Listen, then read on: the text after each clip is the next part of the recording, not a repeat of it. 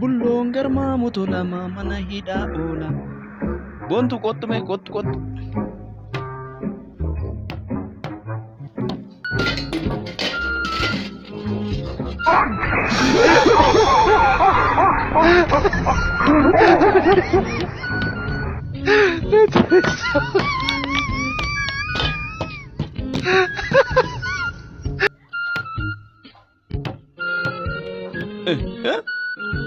Kophee nama dhiqaa oleessa jira. Mee kottu mee boontu. Kottu laaleessa. Eenyu fuudhe? Lakki ani hin argine asuma jira ture miti amma. Akkasii nan barreega guyyaadhumaan hanni eegalee jechuudha. Baasee amma caammaa kan abbaa fuudhe natti himi.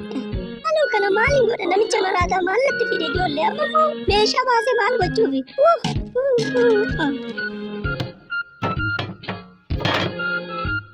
Hey, abbaa biyyaa jirta akkam harka fuudhe ilaalarra qaxaleen keemmoo waan fiddee dhufte laala.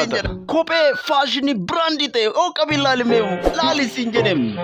Abbeen danda'amneeti maalinni waa'ee danda'uu fi danda'uu dhiisuu miti qabi laali faashinii hoodhu kanas laalime. Akkasiin darbine garuu waan hundaafu fidisa hoodhu biraand. Ayyee bareeda kopheen kun gatiin isaa oomee qaxxaame. Amma waa'ee gatii miti caammaan kopheen kun sii ta'ee jechaan jiramanii boo akkasiin darbine nama meeqan na gaafachaa jiramanii waan si beekuuf sitti dhufe.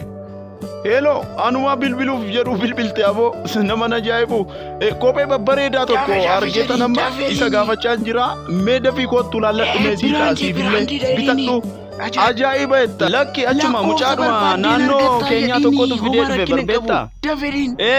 Naannuma manaan jira. Kotto chumatti keen argattaati.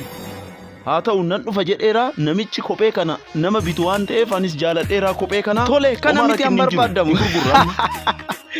Atumti gurguri malee aankee immoo nama dhibu ani siifin kennaa gatii gadi qabaanis hin jedhe. Waaw elakkinoo namichi dhufe.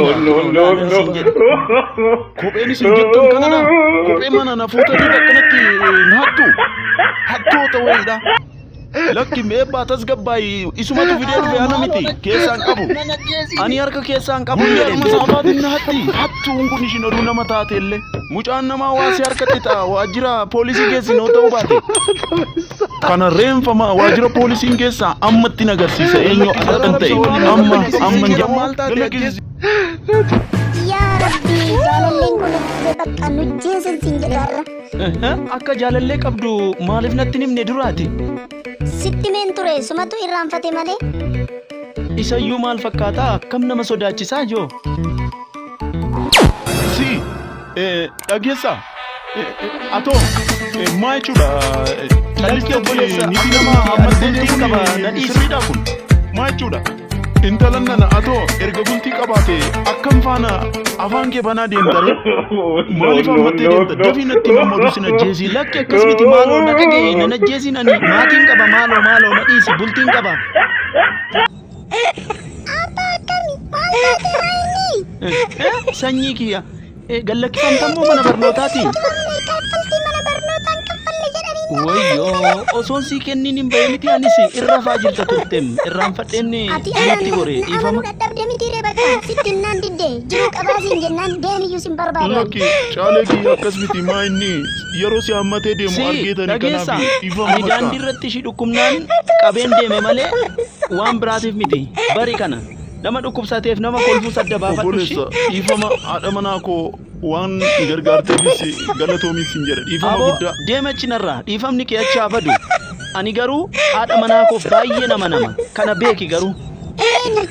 Abbaan anas ummaas baay'ee jaalata. Si dhageesse miti callistee toofinna dhaabiin ishee waree.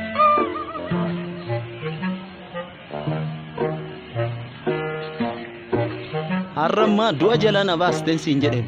Dafii amma kaffaltii mana barnootaa sana naaf kenni amma dafii bu'i. Tich eessatti si beeka deemiti obboleewwan kee gaafadhu. Hin kaffaltu miti dhaqiin sitti waama. Tole mooduu 200 ammaaf.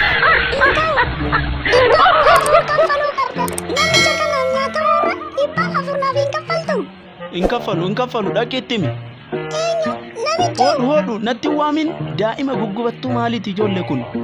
galatoomii abbaa kana booda humna keetii ol dubartii qabdeen deemin ishee yoo barbaadde immoo maallaqa si dabalsiisatu dhageesse.